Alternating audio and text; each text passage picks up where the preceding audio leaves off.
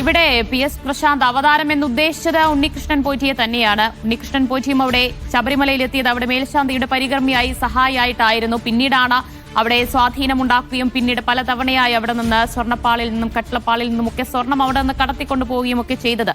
അപ്പോൾ ഇനി അങ്ങനെ ഒരു തട്ടിപ്പിനൊരു അവസരം ഒരുക്കരുത്, വഴിവെക്കരുത് എന്നതാണോ ഇങ്ങനെ ഒരു തീരുമാനത്തിൽ എത്തിച്ചേരാനിടയായത്?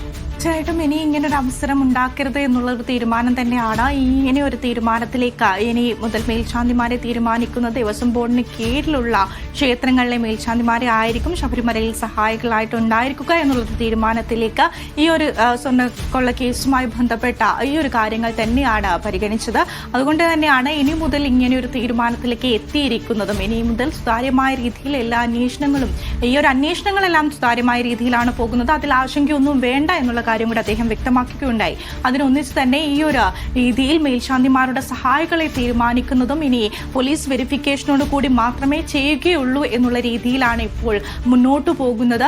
ഇനി ഇപ്പോൾ മണ്ഡലകാലം അടുക്കുന്നതോടുകൂടി തന്നെ ഈ ഒരു ചർച്ചകളെല്ലാം തന്നെ കൂടുതൽ വ്യക്തതയിലേക്ക് വരേണ്ടതുണ്ട്. ഈ ഒരു മാസത്തിനുള്ളിൽ ഇനി മേൽശാന്തിമാരുടെ സഹായികളെ തീരുമാനിക്കുന്നത് എങ്ങനെയായിരിക്കും എന്നുള്ള രീതിയിൽ മുന്നോട്ട് പോകേണ്ടതുണ്ട്. ഇന്ന് അദ്ദേഹം വ്യക്തമാക്കിയിരിക്കുന്നത് എന്ത് തന്നെയായാലും മേൽശാന്തിമാരുടെ സഹായികമാരെ തീരുമാനിക്കുന്നത് കൃത്യമായ പോലീസ് വെരിഫിക്കേഷനോടുകൂടി ദേവസ്വം ബോർഡിന് കീഴിലുള്ള ക്ഷേത്രങ്ങളിലെ മേൽശാന്തിമാരായിരിക്കും ശബരിമലയിൽ സഹായികളായിട്ട് ഉണ്ടായിരിക്കുക എന്നുള്ള കാര്യമാണ്. ഇനി ഇങ്ങനെയൊരു ഇങ്ങനെയുള്ള പ്രശ്നങ്ങൾ ആവർത്തിക്കാതിരിക്കാനാണ് ഇത്രയും ഇങ്ങനെയുള്ള രീതിയിൽ മുന്നോട്ട് പോകുന്നത് എന്നുള്ള കാര്യം കൂടെ വ്യക്തമാക്കുകയുണ്ടായി.